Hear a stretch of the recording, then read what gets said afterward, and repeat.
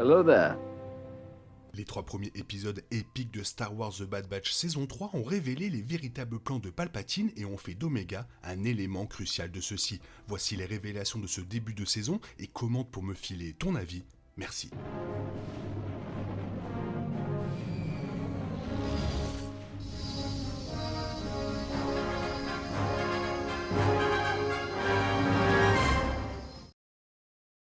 La fin de la saison 2 de The Bad Batch a vu Omega capturé par le docteur Hemlock, l'un des scientifiques les plus impitoyables de l'Empereur. Omega a été emmené au Mont Tantis, une installation impériale secrète dédiée au clonage. Les membres survivants de la Clone Force 99 ont juré de sauver Omega, mais comme on le voit dans les 3 premiers épisodes de la saison 3, elle n'a pas eu besoin de leur aide. Omega et Crosshair ont réussi à s'échapper du Mont Tantis le jour même de la visite de l'Empereur. Mais la perturbation a obligé M. Ricard à analyser les analyses génétiques d'Omega. Ces analyses ont révélé qu'Omega sera bien plus importante pour les plans de Palpatine que quiconque ne l'avait imaginé. Dans The Bad Batch saison 2, le docteur Hemlock a insisté sur le fait que ses expériences de clonage au Mont Tantis étaient cruciales pour l'avenir de l'Empire. Les téléspectateurs ont immédiatement déduit que cela était lié aux expériences de clonage qui mèneraient à la résurrection de Palpatine dans l'ascension de Skywalker. La visite de l'Empereur au Mont Tantis confirme cette théorie, Palpatine poursuivant ses efforts pour vaincre la mort elle-même, expliquant pourquoi cela est connu sous le nom de projet nécromancien.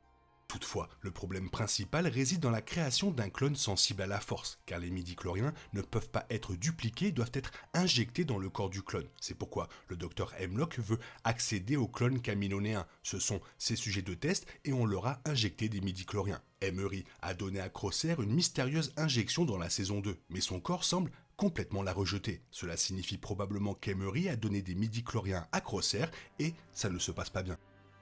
Nala C effectuait régulièrement des tests sur des échantillons de sang prélevés sur des clones, qui étaient probablement ensuite traités avec des midi-chloriens pour évaluer s'ils étaient susceptibles d'accepter le don. Cependant, elle avait secrètement interféré pour aider Omega, en détruisant les échantillons de sang avant qu'ils ne soient testés. La visite de l'Empereur a tout perturbé, car Emery était chargé d'effectuer les analyses de sang quotidiennes à la place de Nala C, et elle a fait passer l'échantillon d'Omega dans la machine. À sa grande surprise, elle découvrit qu'Omega était compatible avec les midi-chloriens.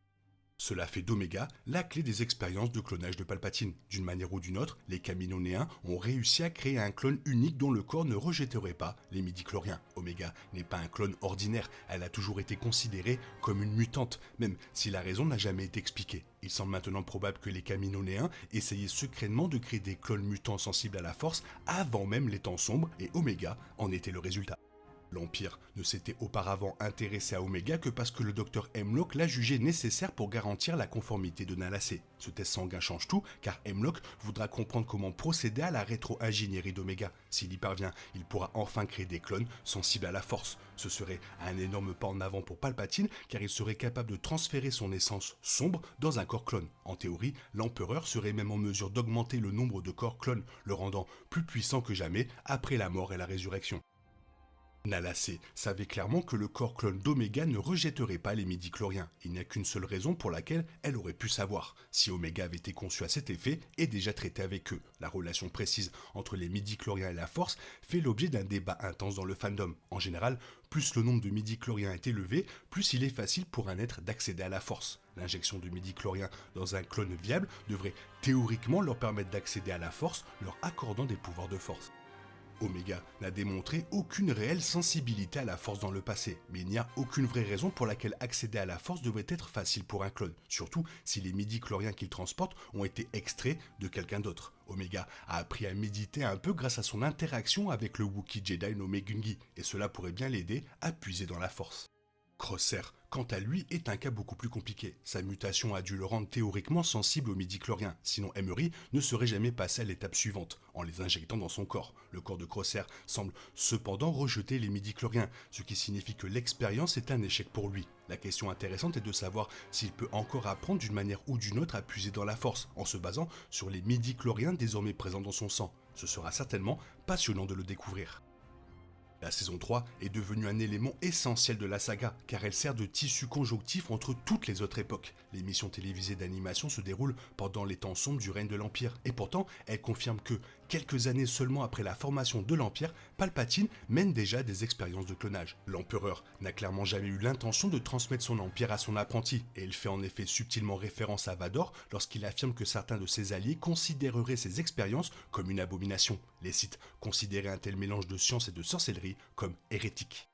Plus excitant encore, les révélations de la saison 3 expliquent enfin les mystères de l'ère de la Nouvelle République. Le Conseil de l'Ombre a fait référence au projet nécromancien dans The Mandalorian saison 3 épisode 7, ce qui signifie qu'ils poursuivent le travail du docteur Hemlock toutes ces années plus tard, s'efforçant de ramener Palpatine d'entre les morts. Ces expériences ne nécessitent pas seulement des clones, ils ont besoin de donneurs, de sujets de tests sensibles à la force dont les midi-chloriens peuvent être extraits. C'est pourquoi l'Empire voulait vraiment Grogu depuis le début. Le Conseil de l'Ombre finira bien sûr par réussir, Palpatine reviendra, comme on le voit dans l'ascension de Skywalker, mais les esprits les plus brillants de l'Empire seront incapables de bien faire les choses, car son nouveau corps, clone, se détériorera lorsqu'il le possédera. Il est raisonnable de supposer que la saison 3 de The Bad Batch révélera pourquoi les expériences de l'Empire ont pris si longtemps et pourquoi ils n'ont pas abouti à un clone parfait. Vraisemblablement, la Force Clone 99 parviendra à refuser à l'Empire l'accès à Omega. Il est également important de noter que les échecs passés du projet nécromancien ont conduit au bien ultime de la galaxie Star Wars. Le père de Rey Skywalker, Dathan, était un brin génétique avec un faible nombre de midi-chloriens, ce qui signifie qu'il était considéré comme un échec. Cependant, Dathan s'est finalement échappé et a eu un enfant avec une femme dont il est tombé amoureux, nommée Miramir. Né naturellement avec un nombre élevé de midi-chloriens, Rey est devenu la clé des plans de Palpatine lorsqu'il a appris son existence, notamment après la confirmation qu'elle faisait partie d'une puissante dyade de force avec Ben Solo. Alors que Palpatine aurait pu acquérir la force qu'il désirait depuis longtemps en drainant le pouvoir de Rey, il a finalement été vaincu, ironiquement, par un produit par inadvertance de sa propre conception grâce au projet nécromancien dans le canon de Star Wars. Et voilà, on attendait ça depuis un sacré moment, The Bad Batch saison 3 est en train de faire le lien avec toute la saga Star Wars. Toi, qu'est-ce que tu en penses? Fais-moi part de ton avis dans la zone commentaire, sinon il est temps pour toi de reprendre le cours normal de ta vie. On se retrouve bientôt pour une nouvelle vidéo. Bisous bisous, bye bye, que la force soit avec toi.